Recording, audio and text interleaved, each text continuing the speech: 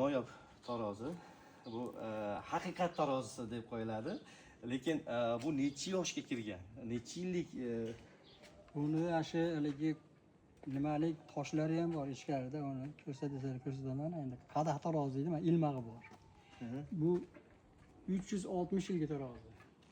360 yil bo'ldi. Hattoki shu boylar oltin kumushni ham shunda topgan. Qanday kelib qoldi qo'lingizga bu? Yo'q, o'zimizning avloddan avlodga bo'lib ketgan, o'zimizniki bu. Bu ota bobolaringizdan qolgan. Endi kirasa qilib qo'yay desang, yana bo'lmasa hayronman, shu bo'yicha turibdi, chirib ketyapti. Buni muzeyga so'ramadimi? Muzeyga. Yo'q, men hech kimga berayim demayapti buni.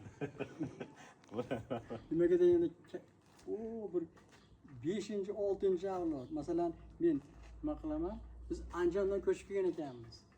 Marayim tov deyishgan ekan. Unda uylar bo'lgan, o'toqda o'tirishgan. Marayimdan Adrasulboydan Mama Rasulboydan Mama Rizallar. Undan keyin meni otamdan keyin mendan keyin meni o'g'limdan keyin nevaradan keyin chevaralar. 13 ta nevara, 19 ta chevara. Mana 9 avlod. 9 avlodni ko'rgan tarozi. Juda ham sizga ham qiziq bo'lsa, albatta bizni kuzatishda davom eting. O'g'il banisi Pushkin bog'i deydi, o'sha bizni bo'lgan ekan. Qal'ani karvonsaroy yeri bo'lgan ekan. Biz dadalar ashdan ko'chib kelgan ekan.